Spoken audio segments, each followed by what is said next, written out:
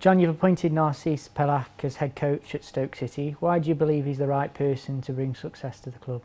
I think it'll be all there to see on the pitch and in the coming games and months. I think he'll bring an identity to the team that we've got a young, hungry team that's eager to develop and learn, and I think fitting him with what he wants to bring to the team and how he wants to play and how he wants to have that fight and drive and hunger within that team. I think he's a perfect fit for the football club. And what did you like about him? He's someone that was a head coach very young. He stopped playing and has coached for a long time now. So he's not just a fresh, young, inexperienced coach. He's someone that's been doing it for a number of years at a good level, and came across to this country and spent some time with Pep Guardiola and Marcelo Bielsa, and that's when Carlos Corberán took him to Huddersfield and worked under a few managers there, and was in a successful team, and then moved across to Norwich.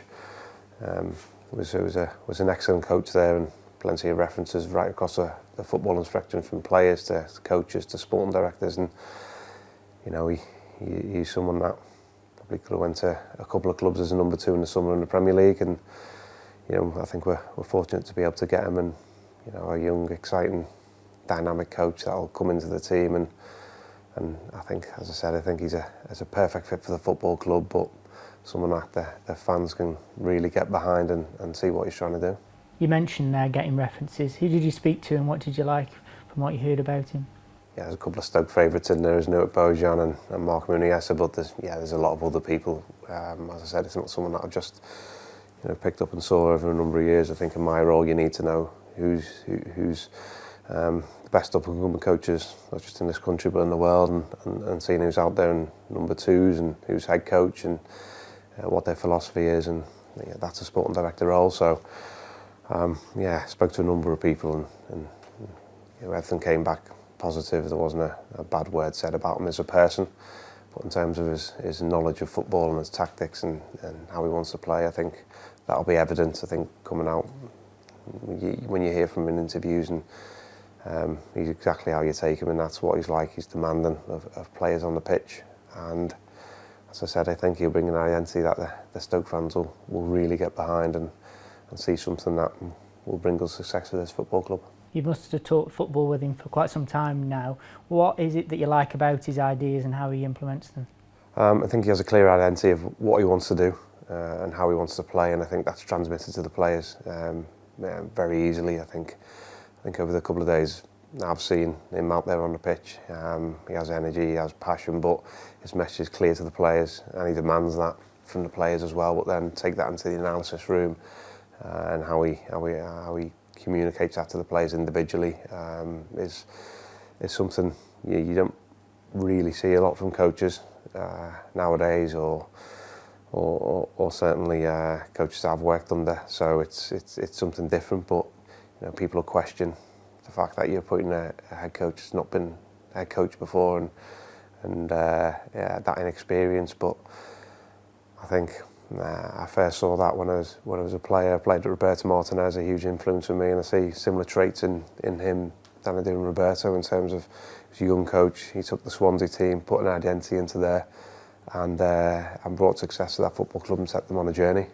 You look at other people across the league. You've got Carlos Corberán, who had his first chance at Huddersfield, Danny Rowell at Sheffield Wednesday, Mikel Arteta at Arsenal, Enzo Maresca last year at Leicester. There's lots of young coaches out there that are coming through, and I believe Narcís is one of them, and the next one to really thrive and to come here and have the platform to work at this football club.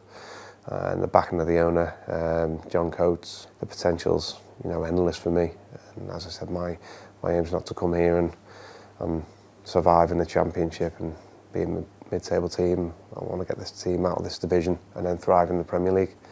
And I think he can help us do that and really push up this division. And no one's gone from where we are now to promotion in 1 year. There'll be stepping stones along the way.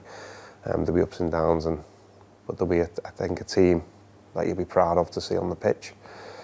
And there'll be a team that will be eager to learn and eager to develop under Narcís. Talking of the team, you did a lot of work during the summer to make it young and vibrant. How does that fit in terms of the long-term strategy of the club, and what sort of role does Narcís have to play in that now? Yeah, I think, look, the transfer window, is closed now, and Narcís has come in and been exceptionally happy with what he's got in the building. But the window, just to talk about that, it's a case, I think, for a number of years here, you've had head coaches and managers come into the club and then bring the players they want, to bring people in on 3 or 4 year contracts, and it takes the next head coach and the next one after that to still have those players, and they're not their players, and it doesn't fit the club and how they want to play. And I think part of this role is getting away from that and understanding the transfer window and bringing players into the club as part of a process.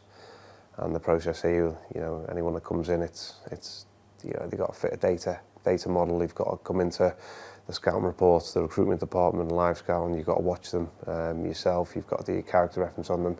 Head coach is always part of that process, and lots of things happen, and usually the right names come out of it at the end, and everyone's buying in and wants that player.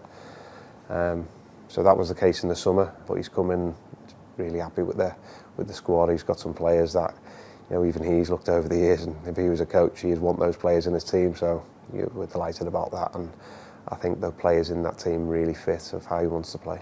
Can you just talk us through the structure that Narcís will fall into as head coach and how that fits the long-term strategy of the club? Yeah, look, he's head coach of the football club, and he makes the footballing decisions on the pitch, as all head coaches do at the clubs. And he's there to coach the team and be a part, as I said, the recruitment process, and have a say in that, and have an identity of the football club. And it's really exciting because we're in the middle at the moment of building out the game model for the academy and how we want to play and how we want to see a Stoke City young player coming through.